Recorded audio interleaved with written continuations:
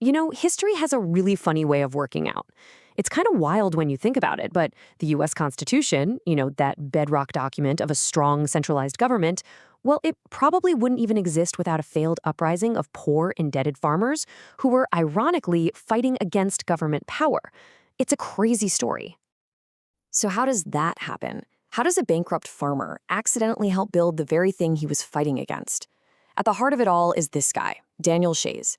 He's a decorated Revolutionary War veteran, and he's just trying to tear down a system he sees as totally unfair.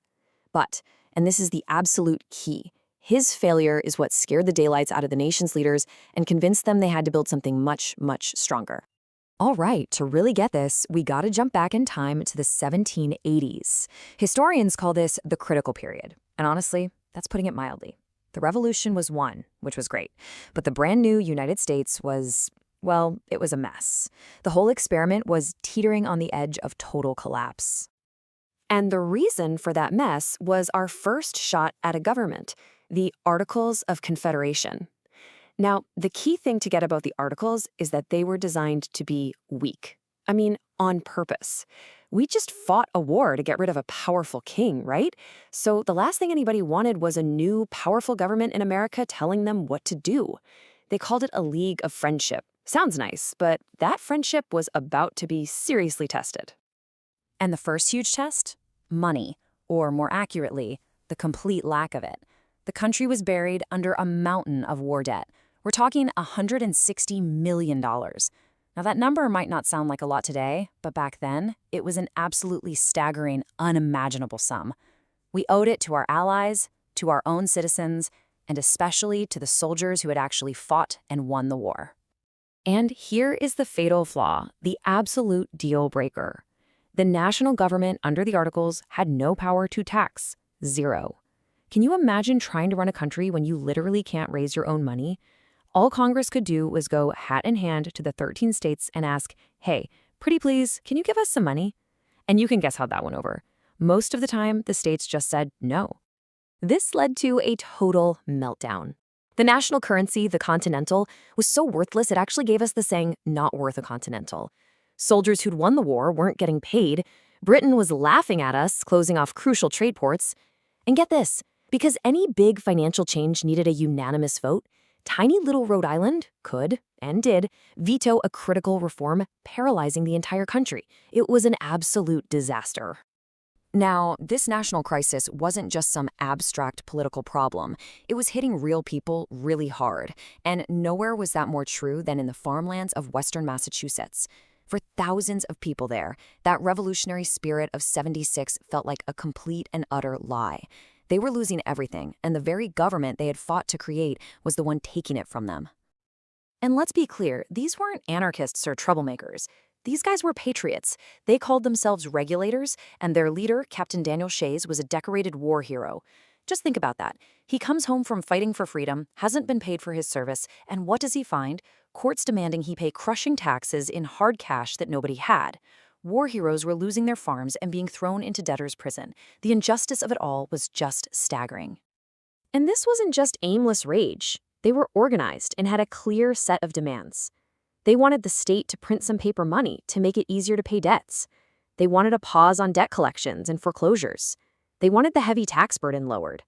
They even pushed for political reforms, like getting rid of the elite state senate and moving the capital away from the wealthy coastal elites in Boston.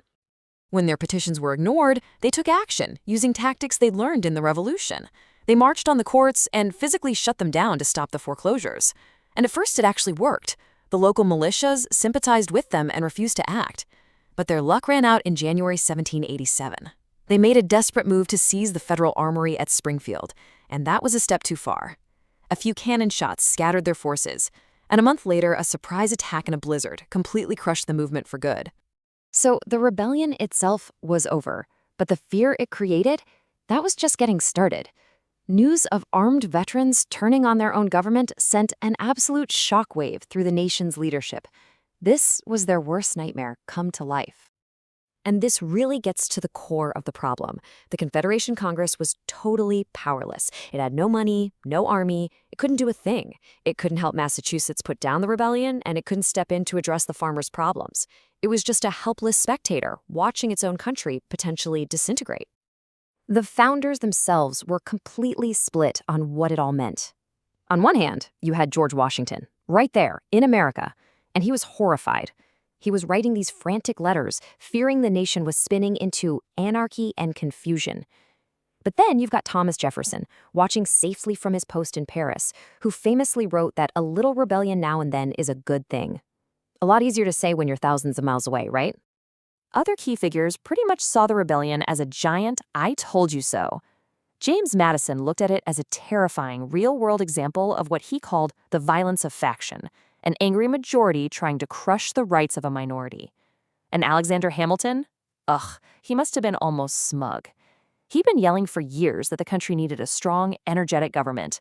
Now he could just point to Massachusetts and say, "See, this is what happens when you don't listen to me." In the end, it was Washington's fear, not Jefferson's philosophy, that won the day. The sheer panic that Shays Rebellion caused became the rocket fuel needed to finally do something drastic, scrap the old system, and create a whole new government. Look, there had been calls to reform the Articles for years, but it was just talk. It lacked any real momentum. Shays Rebellion changed everything. It lit a fire under the political elite. It's what convinced a reluctant George Washington to come out of retirement. The fear of another, maybe bigger rebellion made the idea of a constitutional convention not just a good idea, but an absolute necessity for survival. And you can see just how directly the Constitution is a response to the rebellion. It's like they had a checklist of all the problems Shays exposed, and they fixed them one by one. The old government couldn't raise an army? The Constitution gives Congress that power.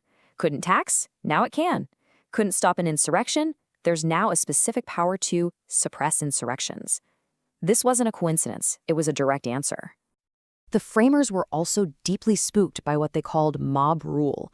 They worried about too much democracy. So they built in these things you could call cooling mechanisms to filter the will of the people.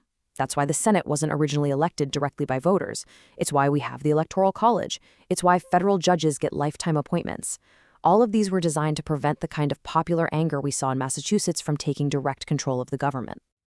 And that brings us right back to the beginning, to this fascinating paradox. For Daniel Shays and his followers, the rebellion was a total failure. They lost, badly. But in a much bigger way, their failure was their greatest success. This really says it all perfectly. By losing, the rebels scared the nation's leaders so badly that they finally did what years of arguing never could: create a real national government that could actually hold the country together. Ultimately, in their fight against a government they saw as too strong, the regulators became the direct cause for the creation of a federal government far more powerful than anything they could have possibly imagined. They were, truly, the Constitution's unwilling architects. And it leaves us with a question that America has been wrestling with ever since. Shays Rebellion forced the founders to choose order to preserve liberty.